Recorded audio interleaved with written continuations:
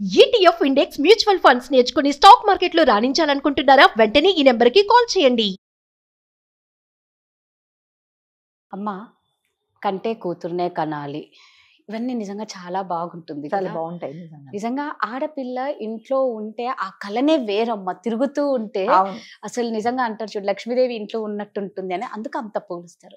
కానీ ఇప్పుడు కాలంలో అందరి కూతుర్లని అనట్లేదు. ఇప్పుడు రీసెంట్ గా జరిగిన సంఘటన చూస్తే అమ్మాయిలు ఇలా ఉంటారా అనిపిస్తుంది. అంటే ఒక తండ్రిని వాళ్ళు బంధించి హింసించడం అనేది ఎంత బాధాకరం అంటే, ఆయనకు హెల్త్ ఇష్యూ వచ్చింది అని ఆయనను అలా చేయడం. మరి నిజంగా మనకు బాగలేకపోతే మన పేరెంట్స్ వాళ్ళకు బాగలేకపోయినా వాళ్ళ అనారోగ్య సమస్యల్ని పక్కన పెట్టి మనకి ఇంపార్టెంట్ అంతే ఇస్తారు. కదండి. తల్లిదండ్రులు చేసేదే అది. అలాంటిది ఒక వయసు వచ్చిన తర్వాత వాళ్ళకి ఏమన్నా ఆరోగ్య సమస్యలు వస్తే మనం ఇలా చెయ్యడం అనేది నిజంగా మాట్లాడానికి చాలా బాధగా ఉందమ్మా. ఒక అంటే తండ్రి మనం మీకు గుర్తుందా, లాస్ట్ ఇయర్ అనుకుంటా మనం ఒక వీడియో చేసాం.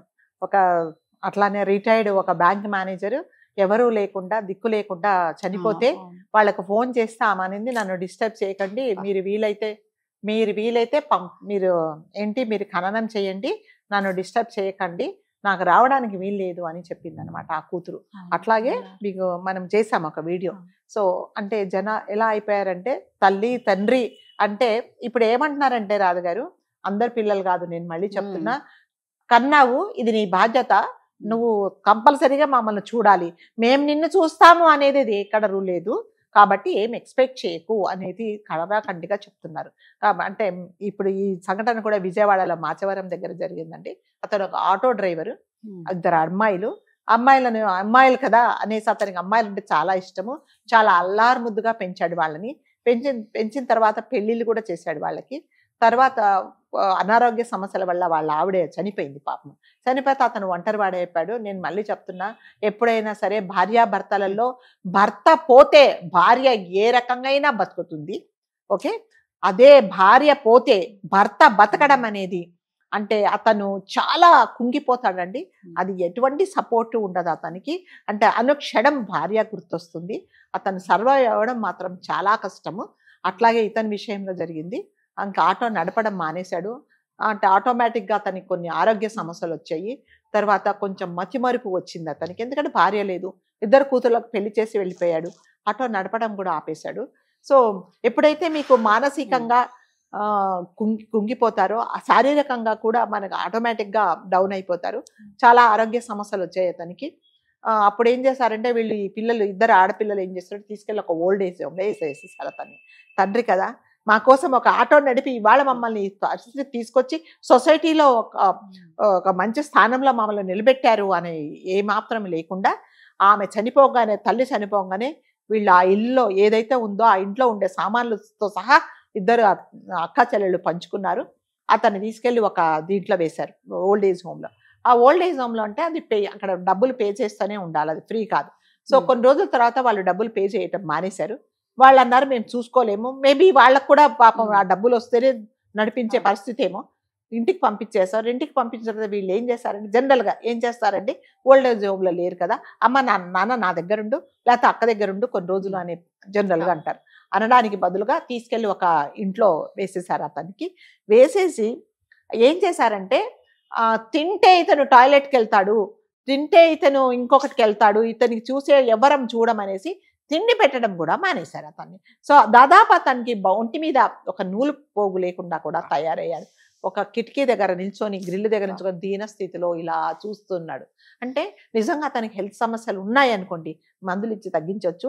మానసికంగా అంటే మీరు అతని దగ్గరకు తీసుకుంటే ఇవన్నీ తగ్గించవచ్చు అండి. కానీ అదంతా ఏమి చేయకపోగా చుట్టుపక్కల వాళ్ళు ఎవరైనా ఉంటారు కదా, దయాధర్మాలు చేసేవాళ్ళు, పాపం కదా బాగా బతికిన వాడు ఇతను అని ఎవరన్నా తెచ్చిస్తే అది పెట్టుకొని తింటున్నాడే తప్ప ఎవరు ఇవ్వట్లేదు. ఆ విషయం తెలిసి మళ్ళీ ఈ అక్కా చెల్లెలు వచ్చి ఎవరైతే ఇస్తున్నారో వాళ్ళతో పోట్లాడారు అనమాట. మీరు ఎందుకు ఇస్తున్నారు అంటే, అతను ఏమీ లేకుండా కుంగి కుసించి, అంటే తిండి లేకుండా ఏమి లేకుండా చనిపోవాలని వాళ్ళ ఉద్దేశం. అంటే సజీవంగా అతన్ని ఒక హత్య చంపేసినట్టే కదండి. అంటే హత్య చేస్తే ఇండైరెక్ట్ గా నువ్వు ఆయన చంపేస్తున్నట్టే కదా. అంటే పిల్లలుగా మీకేం బాధ్యత, మీ తండ్రి మిమ్మల్ని ఎంత అల్లారుముద్దుగా పెంచాడు, మీకోసం ఎన్ని త్యాగాలు చేశాడు. అంటే భార్య లేకున్నా అంటే భార్య లేకున్నా కూడా అతను వేరే పెళ్లి చేసుకోకుండా మీరున్నారు కదా, నా కూతురులైనా కొడుకులైనా మీరే అనుకున్నప్పుడు మీరు అతనికి ఏం న్యాయం వాళ్ళ చేశారు చేతికి చెప్పండి? మన్ను అంటకుండా రేపు పొద్దున ఏది జరిగినా మా కాదు ఆయన ఆరోగ్య సమస్యలతోనే అని చనిపోయాడు చెప్పనీకి అని క్రియేట్ చేయడానికి చుట్టుపక్కల వాళ్ళు ఏదో పాపం తినడానికి తెచ్చిస్తుంటే కూడా ఇవ్వనియట్లేదు అనమాట. మీరు ఇవ్వకూడదు అతనికి అని చెప్తున్నారు. ఎందుకంటే తొందరగా చనిపోవాలి అతని. సో ఇంకా మానవత్వం ఎక్కడుంది చెప్పండి? మానవత్వం లేదు, పిల్లలు లేరు. అందుకని ఏం చేస్తారంటే ఇప్పుడు అతను ఒక ఆటో డ్రైవర్ అండి, ఏం సంపాదించుకున్నాడు, ఏం బ్యాంకులో దాచుకుంటాడు చెప్పండి? ఉన్నదంతా పిల్లలకి పెట్టేశాడు. అతని మానసిక స్థితి ఎందుకు బాగలేదు అంటే భార్య లేదు, ఇద్దరు పిల్లలు కూడా పెళ్లిళ్ళు చేసుకొని వెళ్ళిపోయారు కాబట్టి అతను చూసేవాళ్ళు లేరు కాబట్టి ఇంకా అతను కుంగిపోయాడు. అలాంటప్పుడు ఏం చేయాలి? తన పిల్లలు దగ్గర తీసుకొని తీసుకొని నీకు మేము ఉన్నాం నాన్న, అమ్మ లేకపోతే ఏమైందని మీ దగ్గర తీసుకుంటే అతను చాలా రికవరీ అవుతాడు. కానీ ఇతని అవసరం వీళ్ళకి లేదండి. ఇప్పుడు పెద్దవాళ్ళు అయిపోయారు, పెళ్లిళ్ళు అయిపోయినాయి.